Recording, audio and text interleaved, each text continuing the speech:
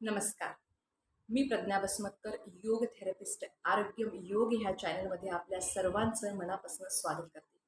आजचा आपला विषय सगळ्यांचा आपुलकीचा, जिव्हाळ्याचा, जवळचा अर्थात चहा. चहा घ्यायचा की नाही घ्यायचा, केव्हा घ्यायचा, किती घ्यायचा, वजन कमी करायचे, मग चहा घेऊ की नको, साखर घेऊ की नको, या सगळ्या प्रश्नांची उत्तरे आज मी तुम्हाला देणार आहे. चला तर मग जाणून घेऊया चहाबद्दल. तर चहा घ्यावा की नाही घ्यावा, अर्थात घ्यायचा. वर्षानुवर्ष आपण हे घेत आलेले पेय आहे, जर मध्येच बंद केले तर आपल्याला त्याचा त्रास संभवतो. बऱ्याच जणांचं असं म्हणणं आहे की मी चहा बंद केला आणि माझं डोकेदुखी, मला डोकं दुखतं, डोकेदुखी सुरू झाली, त्यामुळे चहा घ्यावा. पण आपण चुकतो कुठं, आपले गणित कुठे चुकतात की आपण तो प्रमाणात घेत नाहीत आणि चुकीच्या वेळी घेतो, म्हणून आपल्या शरीराला त्याचे दुष्परिणाम जाणवतात, आपल्या शरीराला त्याचा त्रास होतो. तर चला मग, केव्हा घ्यायचा आणि किती घ्यायचा. सकाळी आणि संध्याकाळी एक अर्धा कप सकाळी, अर्धा कप संध्याकाळी. एक मीडियम साईजच्या कपाने सकाळी अर्धा कप, संध्याकाळी अर्धा कप, दोन्ही मिळून दिवसभराचा चहा मिळून 150 ml च्या वरती जायला नको. कारण आपल्या शरीरामध्ये त्याच्यापेक्षा जर जास्त चहा जात असेल तर शरीरामध्ये कॅल्शियम आणि आयन ॲब्झॉर्प्शनला बाधा येते. चहामध्ये टेनिन नावाचे एक मादक विषद्रव्य आहे की जे कॅल्शियम च्या आणि आयनच्या ॲब्झॉर्प्शनला बाधा आणतं, जर जे आपण जास्त प्रमाणात घेत असाल तर. त्यामुळे चहा हा प्रमाणात 2 वेळा अर्धा अर्धा कप, कधीतरी वन्स इन अ व्हाईल, एखाद्या वेळेस पाहुणे आले, कुठेतरी आपण गेलो, जास्त झालं तर चालेल, पण वन्स इन अ व्हाईल, मात्र रोज रोज नको. मग चहा सकाळी घेत असाल तर बऱ्याच जणांचं म्हणणं आहे सकाळी उठल्या उठल्या आम्हाला चहा लागतो. नको. कारण त्याच टेनिन नावाचं जे मादक विषद्रव्य आहे ते सकाळी सकाळी पोटात होतं.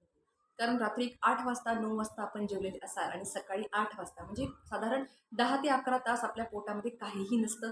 जे आपण रात्री खाल्लेलं असतं त्याचं पचन झालेलं असतं, डायजेशन झालेलं असतं, आणि अशा वेळी आपल्या शरीरामध्ये जाठळच असतं, ॲसिड असतं, आणि अशा ॲसिडमध्ये आपण जर एक टेनिन नावाचं मादक विषद्रव्य टाकत असेल तर नक्कीच ते तुमच्या शरीराला घातक असणार आहे.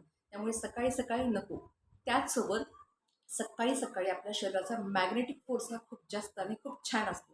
त्यामुळे जे तुम्ही शरीरात टाकणार आहात ते खूप छान पद्धतीने ॲब्झॉर्ब होत असते. म्हणून सकाळी सकाळी भिजवलेला सुकामेवा असे हेल्दी पदार्थ घ्या की जे शरीरात छान ॲब्झॉर्ब होतील. त्यानंतर 40-45 मिनिटानंतर चहा घ्यायला हरकत नाही. तसेच चहा ब्रेकफास्ट नंतर किंवा जेवणानंतर नको. त्याची एक वेगळी वेळ ठेवा. तर ब्रेकफास्ट नंतर चहा, जेवणानंतर चहा अशी जर सवय असेल तर परत ॲब्झॉर्प्शनला आपल्या बाधा येणार आहे. त्यामुळे सकाळी आधी एक भिजवलेला सुकामेवा, त्याच्यानंतर 40-45 मिनिटानंतर अर्धा कप चहा. संध्याकाळी जर चहा घेत असाल तर एक चहा 4:30-5 वाजता चहा, नंतर 1-1.5 तासाने काही स्नॅक्स किंवा आधी स्नॅक्स घेऊन मग 1-1.5 तासाने काहीतरी 1-1.5 तासाने चहा घ्यायला हरकत नाही. पण लक्षात ठेवा, दिवसभराचा चहा मिळून 150 ml च्या वरती, 1 कपाच्या वरती जायला नको.